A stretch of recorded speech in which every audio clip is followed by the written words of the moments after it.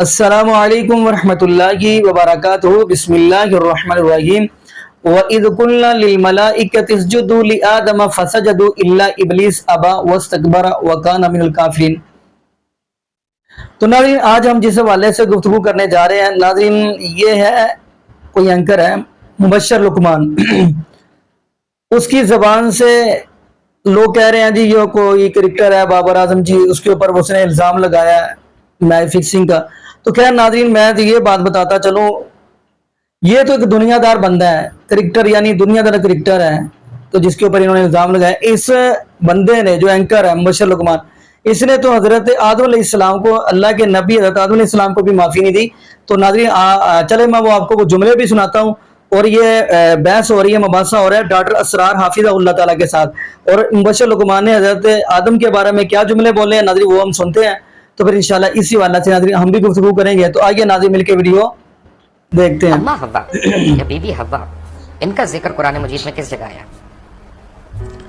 قرآن مجید میں آیا ہے دونوں سے خطاب کر کے کہ اے آدم تم اور تمہاری بیوی دونوں جنت میں حوا کا رہو۔ نام تو نہیں آیا، حوا کا نام نہیں ہے، اسی طرح حابیل کا نام بھی نہیں آیا، حابیل کا نام بھی نہیں ہے، دو اسی طرح بھائیوں قابیل کا نام بھی نہیں ہے۔ لیکن یہ واقعہ ہے۔ اچھا تو یہ واقعہ بھی نہیں آیا کہ ہم نے حوا کو آدم کی پسلی سے بنایا؟ یہ نہیں، قرآن میں نہیں ہے، یہ ایک حدیث میں یہ بات الفاظ قرآن میں ہے۔ مجید جو یہ نہیں ہے۔ انسانیت کا شروع ہونے کا بتا رہا ہے اس میں یہ کوئی واقعہ نہیں ہے۔ قرآن میں تو یہ بھی نہیں آیا کہ آدم علیہ السلام پہلے پیغمبر ہے۔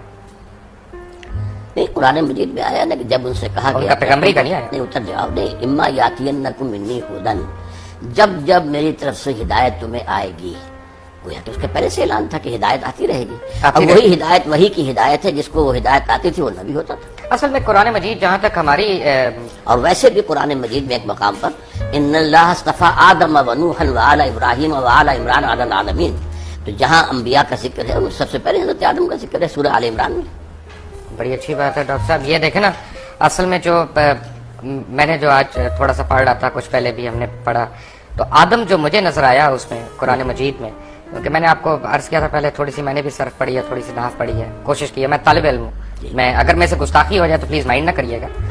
آدم جو ہے وہ بنی آدم کا ذکر ہے قرآن مجید میں، وہ ایک شخص کا تو نہیں ہے۔ مثلا میں آپ کو ایک آیت دکھاؤں پڑھ کے سناؤں؟ نہیں، لیکن بہت سی جگہوں پر آدم ایک کی حیثیت سے، اصل میں یا آدم اسکن انت وزوجک الجنہ، اے آدم تم اور تمہاری بیوی رہو جنت کے اندر، تو یہاں بنی کہاں ہے؟ وَلَقَدْ خَلَقْنَا، یہ آیت آپ سورہ اعراف کی پڑھ رہے جی ہیں، بالکل ٹھیک ہے، تو یہ قرآن مجید میں مختلف سورنا تعبیرات ہیں۔ جی صبرناکم وَلَقَدْ خَلَقْنَاكُمْ ثُمَّ قُلْنَا لِلْمَلَائِكَةِ اسْجُدُوا۔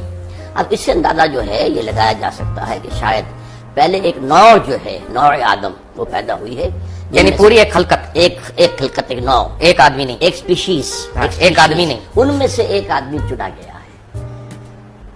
یہ ہے در حقیقت اس آیت سے جو بات تو نکلی۔ جو ہمارے ذہن میں کانسیپٹس ہیں کہ آدم علیہ السلام بابا آدم جس طرح ہم کہتے ہیں اپنی کہانیوں میں ہماری ٹیکسٹ بکس میں لکھا ہوا ہے اور اما حوا اور یہ اور پسلی سے نکلنا یہ سب غلط ہے پسلی سے نکلنے کا قرآن میں کہیں کوئی ذکر نہیں ہے، اور یہ غلط ہوا نا پھر۔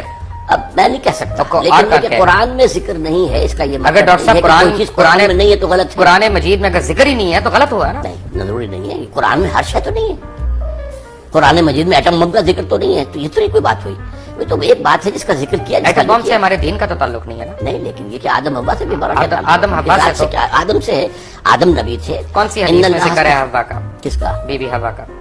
خیر میں حدیث پر میری کوئی زیادہ نگاہ نہیں ہے، لیکن یہ کہ قرآن مجید میں ان کی زوجہ کا ذکر ہے۔ کیا یہ صحیح نہیں ہے ڈاکٹر صاحب؟ کیونکہ آپ اف آئی میں کم ٹو یو اگین آپ کے ذاتی سوال میں کر رہا ہوں، کیونکہ آپ کی بھی ٹیچنگز وہی ہیں جو بہت پہلے جب آپ جماعت اسلامی میں ہوتے تھے اور جب آپ نے جماعت اسلامی چھوڑی تو وہ ہم کہتے ہیں نا کہ جماعت ایک ایسا کمبل ہے کہ بندہ چھوڑتا ہے کمبل لیکن کمبل بندے کو نہیں چھوڑتا، تو وہ آپ کے اوپر آج تک وہ حاوی ہیں ٹیچنگز۔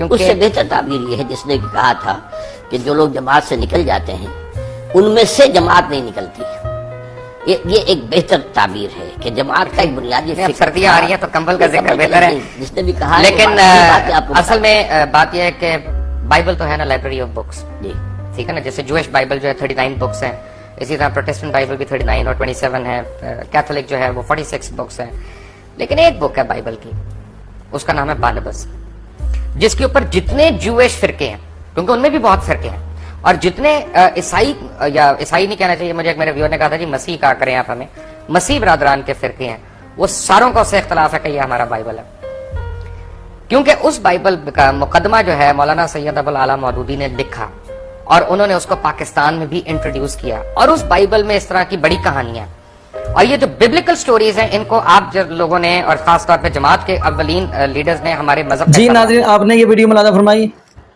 تو ناظرین اب اس بندے کا ہم کیا کریں؟ یہ تو آپ دنیا دار بندے کے لیے کہہ رہے ہیں نا، جو کریکٹر کے لیے ہے کہ اس کے اوپر اس نے یہ الزام لگایا ہے، یہ تو کچھ بھی نہیں ہے۔ جو بندہ اللہ کے نبی کو معافی نہ دی نہ دے اس کے بارے میں آپ کیا کہیں گے؟ دعا کرے اللہ پاک ایسے فتنے سے اللہ پاک تمام امت مسلمہ کو محفوظ فرمائے۔ اور یقین مانیے قرآن کے اندر جگہ جگہ اللہ پاک نے حضرت آدم علیہ السلام کا ذکر کیا، بلکہ آپ سیاستہ حدیث نکال کے دیکھ لیں تو ان کے اندر بھی حضرت آدم علیہ السلام کا ذکر ہے، تو بلکہ آپ تفسیر ابن کثیر نکالیں تو اس کے اندر بھی حضرت آدم علیہ السلام۔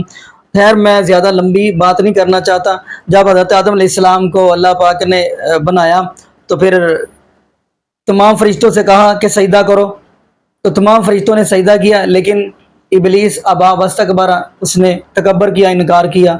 تو ناظرین یہ بھی حضرت آدم علیہ السلام کا انکار کر رہا ہے، یہ جملہ سمجھانا میرا مقصد ہے، اس لیے شروع میں یہ آیت پڑھی ہے۔ تو ناظرین میں تو یہی دعا کرتا ہوں اللہ پاک ایسے بندے کو ہدایت نصیب فرما دے، اور یہ بھی دعا کرتا چلوں اللہ پاک تمام امت مسلمہ کو نبی پاک صلی اللہ علیہ وسلم کی شریعت کے مطابق زندگی گزارنے کی توفیق دے۔